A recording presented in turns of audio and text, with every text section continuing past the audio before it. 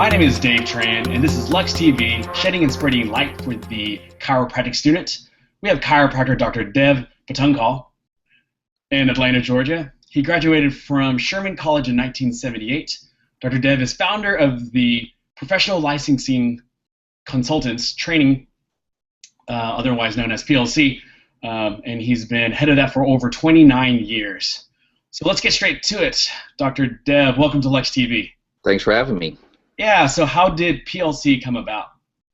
Well, going way back when, even though you said that PLC's been around since, for 29 years, actually, I started working Firing Gold way back in school, or way back after I graduated from school. I actually started, after I graduated school, I practiced for a couple of years in chiropractic, then kind of got sidetracked and started doing board reviews. I knew Irene Gold way back when I was in school. She was actually one of my instructors. And I had this one-year period where I was transitioning between one practice to another. One thing led to another. I started teaching with her, got sidetracked, and never got back into practice. And so actually I started teaching for her back, I think, 1981, 82. So this is probably almost 34, 35 years I've been doing board reviews. And so around 1985, we had our split, my split from Irene Gold. We had different objectives, different perspectives about how to teach students, and so professional licensing was basically started from that perspective. Yeah. So, and over the years of teaching students, what are the biggest problems that students have with national boards? The interesting thing is that as far as boards go, and I'll give you a little more detail perhaps than you're actually looking for, is national boards part one and part two are the primary courses, have always had a pretty consistent passing rate on that. No matter what school you went to, the passing rate is usually somewhere between 80%, 85% passing rate, so it's fairly consistent. It made our job easier as far as doing board reviews very easy.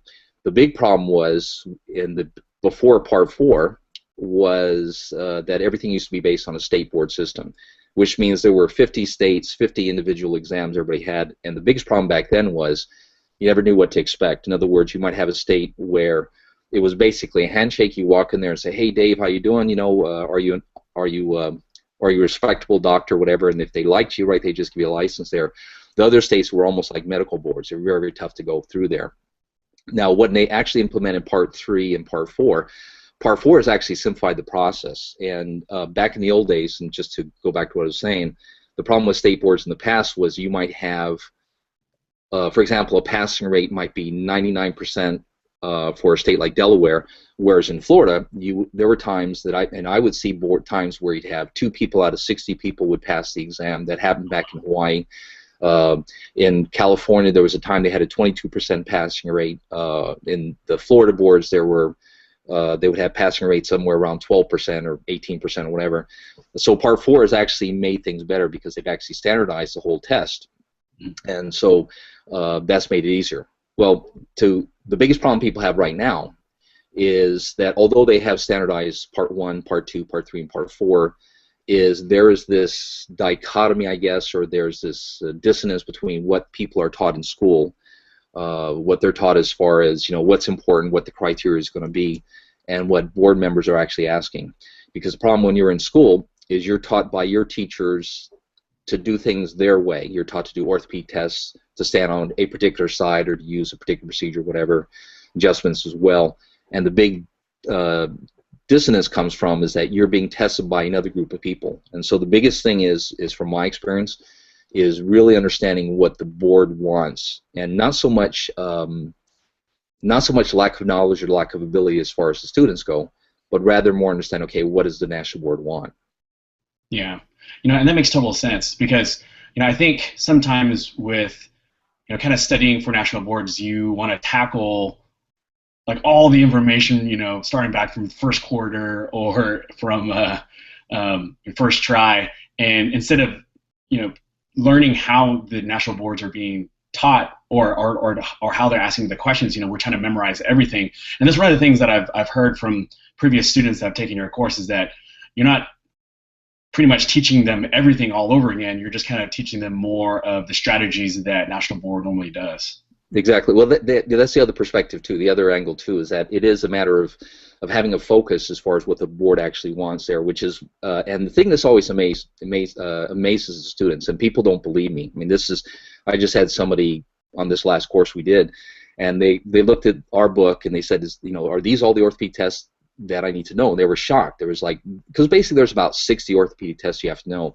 I said, yeah, that's it. And they just really didn't believe this. And I said, trust me, okay, these are the ones they've asked. We've been doing this test since 1997, which is the very first exam.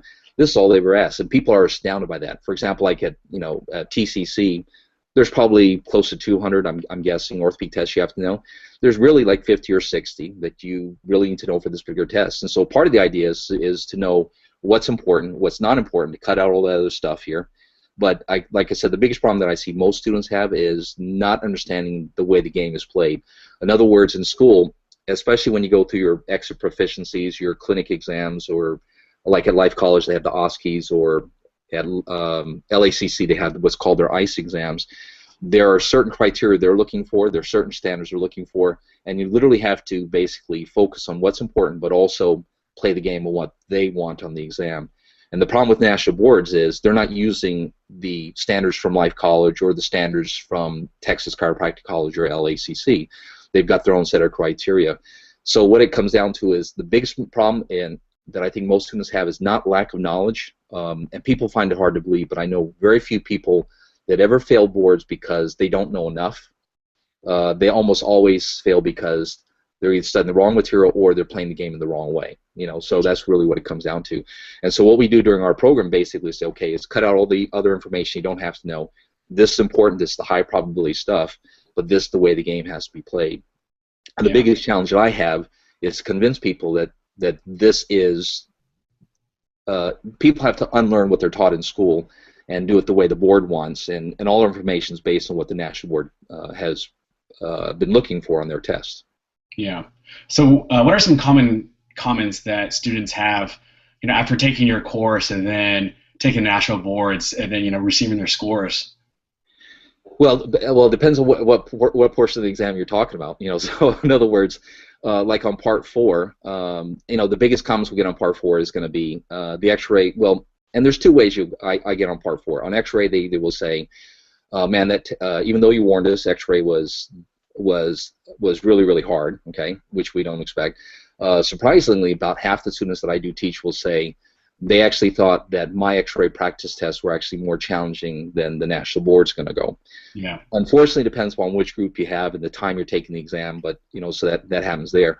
Generally, what I get back on the Part 4 case management is they'll say it was no surprise. There wasn't a single orthopedic test or single adjustment that was asked this last time out. Everybody said everything they asked in the exam they knew. But again, I don't get cocky from when I hear that, because my thought's still going to be as well. You may have known how to do the test, but if you didn't play the game the way they wanted, that you still may end up missing the exam. Yeah. So it's not like I always warn these people, don't get cocky when you think, oh yeah, everything they asked I knew. The question's going to be, did I play the game the way they actually did it? So that's a critical step. Now in Part 2 and Part 3. Part 2 is one of those areas that, I will get people who will come back and they'll say, there was maybe 20% of stuff that they asked in the exam was actually covered in class.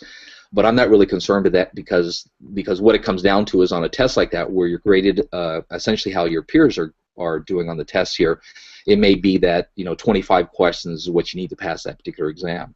Yeah. And the same thing applies for Part 1 as well. Now, the reason I mention that is because people find it hard to believe, and they'll say, well, the board isn't really based on a curve. And I'll give you an example how they can prove that one's wrong. You've already taken Part 1 yourself, right? So your Part 1 is finished. Yeah. Now, most people's experience has been when they take Part 1 is they'll walk out of something like maybe physiology, right, or chemistry, and they'll walk out and think, oh my gosh, I think I knew maybe 15 questions cold, right, or something like that. Nobody ever comes out and feels like they got 75% of the questions right. Exactly. Everybody comes out basically thinking, there's no way I passed that particular exam. But when you look at the actual scores and you see people come back and they'll say, I figured I knew 20 questions, I guess right on maybe 30 questions, so for a total of 30 questions there, and they'll scratch their head and say, well, how the heck did I get a 575 on the exam? Because as long as you're with the rest of the other students, okay, and this, by the way, goes back to the other question here, The real secret as far as passing national board is as long as you're average and you're not making sloppy, dummy mistakes, you're going to pass these boards. These boards, ever since they were first designed back in '72 or whenever it was, are designed to pass 70, 85% of the students. So the key is you just have to be basically average. And so the thing I always tell people is that no matter how smart you are, how dumb you are, what counts is how you actually do in the exam. But what you got to do is, the key is to stay with the herd. If you make the same mistakes everybody else makes, no harm done. But you want to make sure you get the ones that everybody else is getting right there as well. So. Yeah, and that makes kind of sense to me, because like if par for everybody is to go take the reviews and to get that baseline, then to me it just makes sense to go to that person, and get that baseline level, and then like depending on how well you kind of studied or how well you did in your class. Well, the thing that is true. Yeah, basically what review courses do, not just our review, but the other review course out there is try to keep you as close to, like you said, par, or as close to the average as the everybody else is going to be there. So what it comes down to is ultimately is not making sloppy mistakes or dumb mistakes. What it comes down to is being able to just get the information that you should know and not miss the information that that's going to sloppy dumb mistakes that people typically do. So. Yeah, and one of the things that I wish I would have did for Part 1 boards was take a review, and like now with me going through Part 1 and kind of getting a better understanding and getting the landscape of how it is, like I am looking forward to taking your class with you, because then I can actually sit down and actually have somebody that looks at the exam with paying attention to how I learn, because everybody obviously learns differently, whether it's auditory, visual, or kinesthetic. Exactly.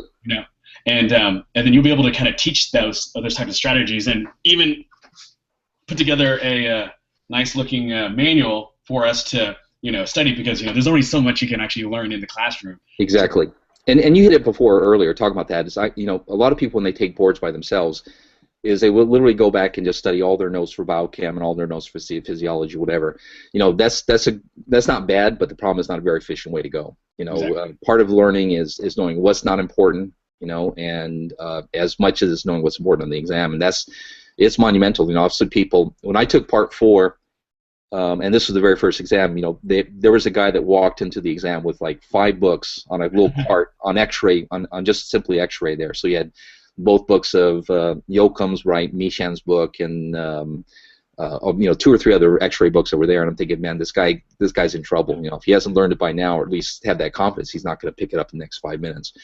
But it is tough when you're studying by yourself. You basically either do it 2 ways: either study old questions, which are going to be hit or miss, which is why I don't really emphasize just old questions, or basically you study everything under the sun. And what we do with a little bit of our different approaches is we don't know the exact questions they're going to ask, but there's always the same concepts that they always ask, the same conditions, whatever, that they always have ask continuously. So in other words, the best way to hedge your bets is to know the high probability information. And to give an example, like on Part 3, they always ask 3 to maybe 5 questions Scheuermann's, and they always ask 3 or 5 questions on Angst-Bahn, and so there's always that predictable amount of conditions. But instead of worrying about all the other obscure diseases that you folks were taught in school, and all the weird X-rays that people like Dr. Batungbacal and Dr. Thompson taught you guys, right? You don't have to worry about those obscure things. You have to worry about the core material, which is the foundation.